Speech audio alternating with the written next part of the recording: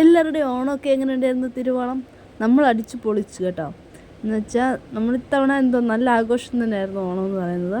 രാവിലെ ഞാൻ എഴുന്നേറ്റ് കുളിച്ച് സാരിയൊക്കെ എടുത്ത് അത്തപ്പൂ ഇടാണ് കേട്ടോ. പൂവൊക്കെ വാങ്ങിച്ചിട്ടുണ്ടായിരുന്നു, ചേട്ടൻ വാങ്ങിച്ചതാണേ. അങ്ങനെ അത്തപ്പൂക്കളൊക്കെ ഇട്ട് വന്നിട്ട് ചപ്പാത്തി ചൂടാക്കാനുണ്ടായിരുന്നു. അങ്ങനെ 2-3 ചപ്പാത്തി ചൂടാക്കി, പുട്ടും പഴവും പപ്പടവും അതുപോലെ തന്നെ ചപ്പാത്തി. ഞാൻ പിന്നെ തലേദിവസത്തെ ഞവരമീൻ കറി, അതായത് കിളിമീൻ കറി ഇരിപ്പുണ്ടായിരുന്നു, അതും കഴിച്ചിട്ട് ആദ്യം ചപ്പാത്തിയും കിളിമീൻ കറി കഴിച്ചു. എന്നിട്ട് ഞാൻ പിന്നെ വീണ്ടും പുട്ടും പഴവും പപ്പടവും എല്ലാം കൂടി കുഴച്ചടിച്ചു കേട്ടോ. അവസാനം എനിക്ക് ശ്വാസം വിടാൻ വയ്യായിരുന്നു. അതുപോലെ വയറ് വീർത്ത് പോയിട്ട് എൻ്റെ അമ്മയെ ഞാൻ പെട്ടപ്പാട്. ഇരിക്കാനും വയ്യ നിൽക്കാനും വയ്യാത്ത അവസ്ഥ, ഇങ്ങോട്ട് എടുത്തുകൊണ്ടിരിക്കുകയായിരുന്നു കേട്ടോ. പക്ഷേ സൂപ്പർ ഫുഡായിരുന്നു. അങ്ങനെ രാവിലത്തെ കാപ്പൊടിയൊക്കെ കഴിഞ്ഞു കേട്ടോ. പിന്നെ കുഞ്ഞുങ്ങളെ വിളിച്ചുണർത്തി അവരെ കുളിപ്പിച്ചു റെഡിയാക്കി അവർക്ക് പുത്തനൊക്കെ ഇട്ട് കൊടുത്തിട്ട് അവരെ വിട്ടു കേട്ടോ. അവർ ലേറ്റായിട്ടാണ് എഴുന്നേറ്റ്. കാരണം നമ്മൾ ലേറ്റായിട്ടാണ് കിടന്നത്. രാത്രി 2:30-ക്ക് ഞാൻ വീണിട്ട്. കാരണം രാത്രി ഫുള്ള് നമ്മൾ പിറ്റേ ദിവസത്തേക്കിനുള്ള കാര്യങ്ങൾ തയ്യാറെടുപ്പായിരുന്നു. ഉച്ചക്കത്തെ കാര്യത്തിന് വേണ്ടി നമ്മൾ തലേന്ന് ഒരു കഷ്ടപ്പാട് തന്നെയാണ് എൻ്റെ സത്യത്തിൽ. നല്ല കഷ്ടപ്പെട്ടിട്ട് ആ തിരുവോണത്തിനൊന്ന് ഉച്ചയ്ക്ക് ഫുഡും കഴിച്ചിട്ട് കയറി കിടന്ന ഒരു ഉറക്കം. ആ ഉറങ്ങി എണ്ണിക്കുമ്പോൾ കിട്ടുന്ന സുഖം അമ്പാ. പിന്നെ ഞാൻ സാരിയൊക്കെ മാറി കേട്ടോ. സാരി എടുത്തുകൊണ്ട് അടുക്കളയിൽ നിന്ന് അമ്മേനെ ചാടിക്കും. അമ്മയുടെ സാരിയാണ് മൊത്തം അഴുകി വെച്ചാൽ തീർന്നു എൻ്റെ കാര്യം കേട്ടോ. പിന്നെ അങ്ങനെ സദ്യയൊക്കെ റെഡിയാക്കി നമ്മൾ പൂജിക്കാൻ വെച്ചു. എല്ലായിടത്തും ഉണ്ടെന്ന് അറിയില്ല, പക്ഷെ ഞങ്ങളിവിടെ വെക്കും കേട്ടോ.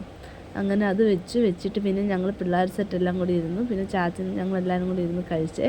അണ്ണന്മാരൊക്കെ ഈ 2ാമത്തെ ട്രിപ്പാണ് കണ്ടിരുന്നത്. അങ്ങനെ ഞങ്ങൾ കഴിച്ചിട്ട് അവർക്കും ഫുഡൊക്കെ കൊടുത്തിട്ട് കയറി കിടന്നു കേട്ടോ. കിടന്ന് കുറച്ച് നേരം ഉറങ്ങാന്ന് വെച്ചു. കാരണം അതേപോലെ ക്ഷീണം കണ്ണൊട്ടഞ്ഞ് വരുമായിരുന്നു കേട്ടോ. അങ്ങനെ ഫുഡും കഴിച്ച് എങ്ങനെയൊക്കെയോ എല്ലാം തട്ടിക്കൂട്ടി ഒന്ന് ഒതുക്കിയിട്ട് കയറി കിടന്ന് ഉറങ്ങി കേട്ടോ. ഞാൻ മാത്രമല്ല കേട്ടോ, അമ്മയും കൂടെ ഉണ്ടായിരുന്നു. എല്ലാവരും ഹെൽപ്പ് ചെയ്യുന്നുണ്ടായിരുന്നു അങ്ങോട്ട് ഇരുന്നു കേട്ടോ.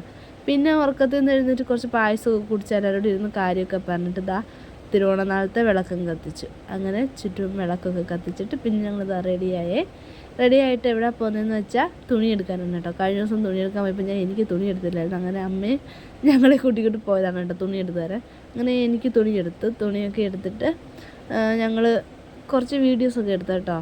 അമ്മയ്ക്ക് പിന്നെ 2 ചുരിദാറൊക്കെ വീണ്ടും എടുക്കണമായിരുന്നു. അങ്ങനെ ചുരിദാറൊക്കെ എടുത്തിട്ട് പിന്നെ അമ്മയൊക്കെ മീനൊക്കെ വാങ്ങാൻ പോയി. ഞാനും ഏട്ടനും പാസ്ത ഉണ്ടാക്കാൻ വേണ്ടിയുള്ള സോസൊക്കെ വാങ്ങണം. അങ്ങനെ പോയപ്പോൾ ആയിട്ട് എനിക്ക് ഡയറി മിൽക്ക് വാങ്ങിച്ചു തന്നെ. ഒന്നും പറയാം, അങ്ങനെ എനിക്ക് ഡയറി മിൽക്ക് വാങ്ങി തന്നെ. മൊത്തം ഒറ്റയ്ക്ക് തിന്നൊന്നും കൊതിയുണ്ട്, പക്ഷേ കുഞ്ഞുങ്ങളുള്ളതാണ് അങ്ങനെ പറ്റത്തില്ലല്ലോ. അങ്ങനെ എല്ലാവർക്കും കൊടുത്താൽ ഷെയർ ചെയ്താണ് കഴിച്ചത്.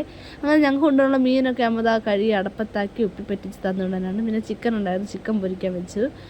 പിന്നെ മോനേനെ ഇവിടെ നമ്മുടെ മൂന്നാർ പോയപ്പം കൊണ്ടുവന്ന ചോക്ലേറ്റ് ആയിരുന്നു. അങ്ങനെ ചേച്ചി അത് തന്നു. ഞങ്ങൾ നാളെ പോകുമെന്ന് പറഞ്ഞപ്പോൾ അത് തന്നു കഴിക്കാൻ. പിന്നെ അങ്ങനെ ഞങ്ങളെല്ലാം കൂടി ഇങ്ങനെ ഈ രാത്രി ഇറങ്ങിപ്പോകുന്ന എവിടെയാണെന്ന് വെച്ചാൽ തൊട്ടപ്പുറത്ത് വെളിച്ചൻ്റെ വീടാണ്. അപ്പോൾ അത്താഴം അവിടെയായിരുന്നേ. ഇലയിട്ട് സദ്യ അവിടെ ആയിരുന്നു ഞങ്ങൾക്ക്. കാരണം ഞങ്ങൾ അവിടെ തന്നെ നിങ്ങൾ തിരിച്ചു പോരുന്നതുകൊണ്ട് വല്യമ്മ ഇന്ന് വന്ന് കഴിക്കാൻ പറഞ്ഞു, അല്ലെങ്കിൽ പിറ്റേ ദിവസം തരാനായിരുന്നു. അങ്ങനെ ഫുഡൊക്കെ കഴിച്ച് തിരിച്ച് വീട്ടിൽ വന്നപ്പോൾ അമ്മ നല്ല പണിയാണ്. അങ്ങനെ തുണിയെല്ലാം മടക്കി വെച്ചിട്ട് കയറി കിടന്നിറങ്ങി. അപ്പോൾ ടാറ്റ ബൈ ബൈ.